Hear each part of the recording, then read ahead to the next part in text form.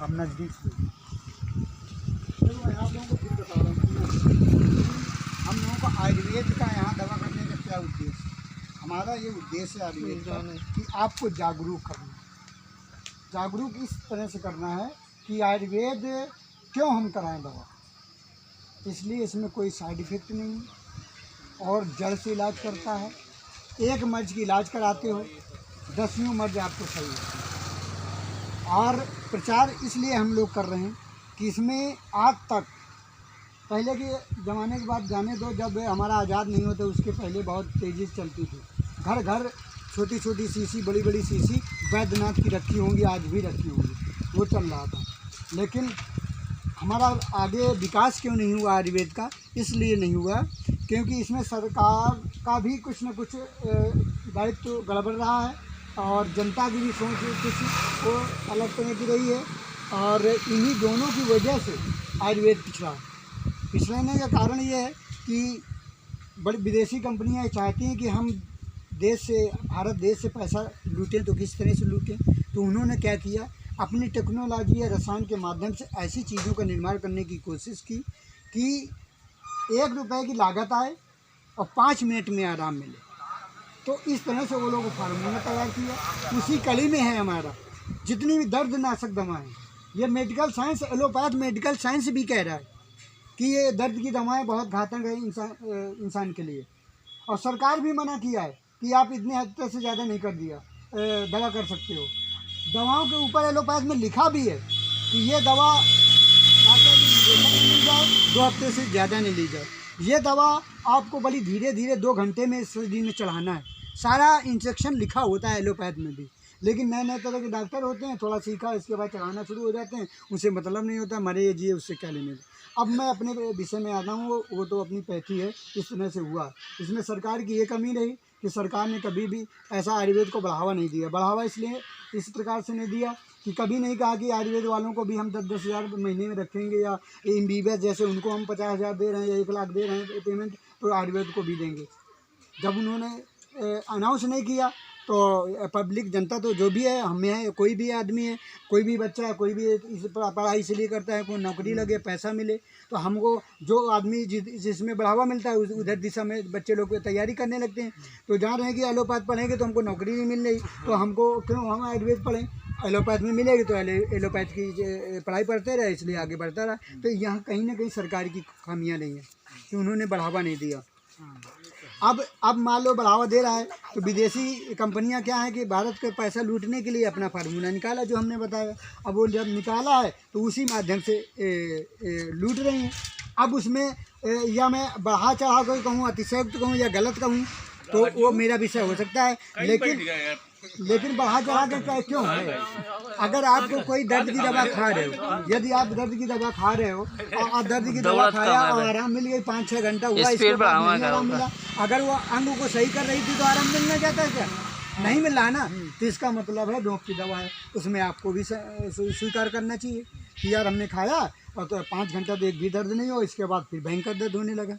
तो आप भी कहीं जागरूक हो और डॉक्टर भी जागरूक हो, सरकार भी जागरूक हो, तब ये दिशा में का अच्छा काम होगा। जब ये इस दिशा में अच्छा काम होगा तब आयुर्वेद हमारे देश में आएगा। ये आयुर्वेद कोई मामूली चिकित्सा नहीं है, ये बड़ा प्रक्रियाओं से भस्मों को एक लोहे के गलाने के टेम्परेचर में गला के बनाई जाती है और कई रस डाल के उसको संशोधन किया जाता है, तब भस्में बनती हैं। इसलिए इसका प्रोसीजर थोड़ा महंगा पड़ता है। फिर भी आज अगर देखा जाए, जैसा ये 10 लाख 20 लाख बना देते हैं और मरीज को मार डालते हैं, उस हिसाब से तो बहुत बिल्कुल सस्ता है। हमारी जब हम स्वर्ण भस्म युक्त गोलियां खिलाएंगे, सोना जिसमें पड़ा होता है, वो भी 100 रुपये से ज़्यादा नहीं होती है, 100 रुपये आएगी। जैसे आपको गठिया तो हम वात चिंता मणि रस देते हैं, आपको पहले दिन से आपको रिजल्ट मिलेगा कि हमारे दर्द में आराम मिल रही है, तो उसमें सोना पड़ा होता है, लेकिन वो 1 रुपये, एक गोली 100 रुपये की पड़ती है। इस तरह का। और इनकी कौन सा ऐसा इंजेक्शन है जो आपको, ऐसा मेटल है, ऐसा पदार्थ है विश्व के अंदर जो कि आपको 90,000 का इंजेक्शन लगा दिया? कौन सा मेटल डाला? हीरा भी इतना महंगा नहीं मिलता कि हीरा कोई चीज़ डाली गई और इसलिए महंगा बना हो, केवल टेक्नोलॉजी का फ़ायदा उठाना है। अभी ये विश्व हेल्थ ने नहीं किया है, अमेरिका ने एक रिसर्च किया है कैंसर के ऊपर। अब वो कैंसर के ऊपर अभी प्रक्रिया चल रही है, अभी उन्हें अनाउंस किया है, इसलिए अनाउंस किया है कि विश्व के जितने भी कैंसर के मरीज हों वो लोग हमारे यहाँ लाइन लगाएं और अपना रजिस्ट्रेशन करा के पहले से पैसा जमा करने का नहीं। एक हथियार बनाया उसने। कहाँ की कंपनी बनाया? अमेरिका की कंपनी बनाई। उसने क्या कहा, एक मात्रा की एक खुराक की 8.5 लाख रुपए पड़ेगी। 8.5 लाख रुपये, 8.5 लाख रुपये कौन आदमी दे सकता है बताइए? आपके क्षेत्र में कोई नहीं दे सकता 8.5 लाख रुपये। तो उसमें कौन? धीरू भाई अंबानी, बड़े बड़े टाटा बिरला या कंपनी मालक या जाली पैसा जमा करने वाले भ्रष्टाचारी नेता अभिनेता इस तरह के लोग होंगे, वो तो खर्च कर सकते हैं। तो ये पैसा का नाम एक सिस्टम बना है। अभी उसका 1-2 साल रिसर्च चलेगा, फिर भी वो दवा बेचने लगेगा। जितना खर्च किया उसे कई गुना जमा कर लेगा। यही आपका देश है। WHO ने किया है कोरोना में क्या किया? आज का विश्व का हेल्थ WHO क्या बता रहा है क्या कि आपको कोरोना की दवा बन गई है? बताया है क्या किसी को? बताया है किसी को? कोरोना की दवा आई है किसी को बताया है? कोरोना की दवा नहीं है किसी के पास, विश्व के अंदर नहीं है। गलत फहमी भी न रहना। वो रोग प्रतिरोधक बढ़ाने की दवा है। आपकी क्षमता बढ़ाएगा तो बाहर से जो बैक्टीरिया आएंगे हवा के माध्यम से वो आपके शरीर में अटैक नहीं करेंगे, तो आपको कोरोना नहीं हो सकता, बचाव हो सकता। इसके बावजूद भी कहता है एडवर्टाइज में, डॉक्टर भी कहता है फिर भी आप 2 मीटर की दूरी रखिए और सैनिटाइजर का आप उपयोग करिए और जो भी सावधानियाँ हैं उसको रखिए। वही चीज़ हम आयुर्वेद भी करते हैं। हम लोग भी क्या कहते हैं, कोरोना किट हमारे पास है, वो हम लोग ड्राइवर बनाती है, बाबा रामदेव भी बनाते हैं, सभी कंपनियां बनाती हैं, वो रोग प्रतिरोधक बढ़ाने के लिए बनाती हैं। आप उसी में चले जाते हो, उसी में विश्वास कर लेते हो। क्या कोरोना की दवा खा के बहुत सारे लोग गड़बड़ नहीं हुए? समस्याएं हुई खड़ी। हमारे गाँव में तो एक लोग ख़त्म हो गए थे। हैं तो ये तो कुछ न कुछ होता है रहता है, लेकिन जहाँ जिसकी हवा चलती है वहाँ लोग भगने लगते हैं। ये हिंदुस्तान कुछ इस तरह का भी है कि वो जो हमारी पुरानी एक कहावत है कि भेड़ बकरियों की तरह, एक भेड़ जाएगी तो सारी भेड़ें उधर ही चली जाएंगी, एक आगे वाली चली जाए सारी भेड़ें चली जाएंगी। तो हिंदुस्तान भेड़िया दशा, मुझे ऐसा नहीं कहना चाहिए, लेकिन इस तरह की कहावत है। तो कभी कभी हमको देखने को मिलता है, चरित्रार्थ हो जाती है तो मुँह से निकल जाता है कि अभी हिंदुस्तान अभी जागरूक नहीं है। जागरूक होने की आवश्यकता है और जागरूक होना चाहिए। जब हिंदुस्तान जागरूक होगा तो राजनीति में बदलाव आएगा, राजनीति में बदलाव आएगा तो हमारा आयुर्वेद भी आगे जाएगा, निश्चित है जाएगा, क्योंकि इसमें अच्छे लोग आएंगे। और ये संतों और महात्माओं द्वारा जो खोजी हुई चिकित्सा ये आयुर्वेद, इसको अपनाएंगे। ये अपनाएंगे तो ये क्लियर है कि आपको लंबा समय मिलेगा। आप जो 50-60 साल में मर जा रहे हो, बड़े बड़े देखो पेपरों में निकलता है, कई बार हम पिछले साल कई नेता और हीरो हीरोइन ने 55 और 60, 65 में मर गई, जबकि वो चाहे तो 1-1 करोड़ एक दिन में खर्च कर सकती, लेकिन कोई बचा नहीं पाया। अभी उदाहरण हमने दिया मुलायम जी का, जो वेदांता में भर्ती हैं। अब कितने दिन से भर्ती हैं? बहुत दिन से भर्ती हैं। क्या बचा पाएंगे उनको? बस ये है कि कब तक चल रहे हैं, दवा के माध्यम से चल रहे हैं। उनकी मिसेज तो ख़त्म हो गई हैं।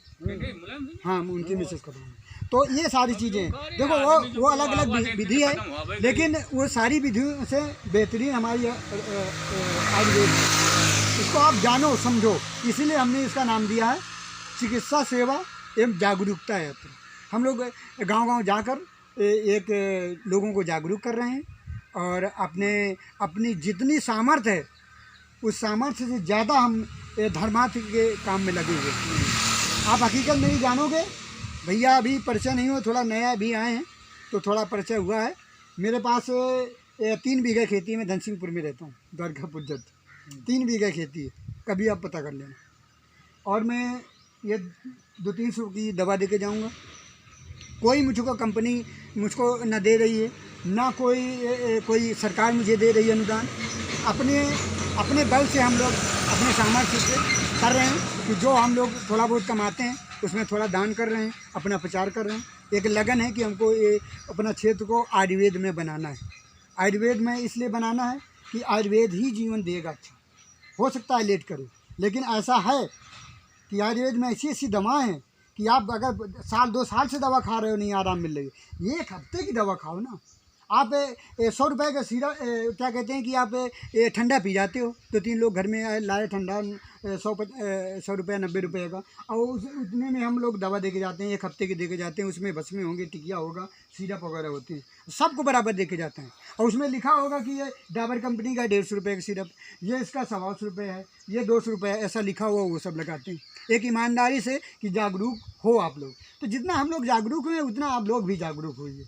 और जब आप लोग जागरूक नहीं होना चाहते हो, बस वही घिसी पिटी सोचना चाहते हो कि अब वो बात आए थे ऐसा करके इतना चूस गए और हमने दवा खाई, आराम नहीं मिलता, कुछ अपने को भी ऐसा करो कि पंक्चुअल अच्छे वैद्य को ढूंढो और कुछ महीना 15 दिन कायदे से उसको जम के दवा खाओ अच्छे वैद्य से या आयुर्वेदाचार से, तब देखो कि वास्तव में है कि नहीं है। अब आप जब 50 जगह थक जाते हो और फिर आयुर्वेद के पास आते हो, फिर कहते हो कि 1 हफ्ते की में सही कर दो, कैसे सही हो जाएगा। जो एलोपैथ कहता है कि सारी ज़िंदगी आपकी बीपी की दवा खाना पड़ेगा, सारी ज़िंदगी शुगर की दवा खाना पड़ेगा, सारी ज़िंदगी दमा की खाना पड़ेगा, दमा दम ले लेगा, दमा सही नहीं होगा, गठिया की आपकी दर्द की दवा खाना पड़ेगा, गैस में गैस्ट्रो लीवर से लौट के आए नहीं सही हो रही, हर चीज़ की आप दवा खा रहे हो, फिर भी क्यों? मोह क्यों? क्योंकि उसने मोह डाला। पहले क्या मोह डाला कि आप परचून की दुकान में जाओ, 2 रुपये की टिकिया, 1 रुपये की टिकिया ही मिलेगी, तुरंत आराम पाओ। इसके बाद थोड़ा बहुत अगर गैस फंसी होगी और वो निकाल दिया और दूसरे दिन नहीं गैस बनी तो आपको लग रहा था कि यार वो तो हमारी जो एसी लाग थी बढ़िया आराम करती है, उसको खा लो आराम मिल जाता है। तब तक एसी लाग खाओगे, जब तक आराम नहीं करेगी। आराम उसलिए किया क्योंकि फंसी थी, निकाल दिया, आराम हो गया। यदि आपका आँत में दिक्कत है, लीवर में दिक्कत है, नहीं सही होगी, चाहे रोज़ एसी लाग खाओ, आज सुबह खाओ शाम को बन जाएगी। तो इसका ट्रीटमेंट क्या है? आंतों को सफाई करके, आंतों को वाइब्रेशन जो होता है, आंतों का जो फंक्शन होता है वो फंक्शन सही किया जाता है और लीवर को मजबूत किया जाता है, अमाशय को मजबूत किया जाता है। ये पाचन अंग होते हैं। इन तीनों चीज़ों को, चारों चीज़ों को मजबूत कर दोगे, ऑटोमेटिक आपका बढ़िया गैसेज नहीं बनेगी। कुछ भी उल्टा सीधा खाओगे नहीं बनेगी। तो ये एक चिकित्सा करने की विधि होती है।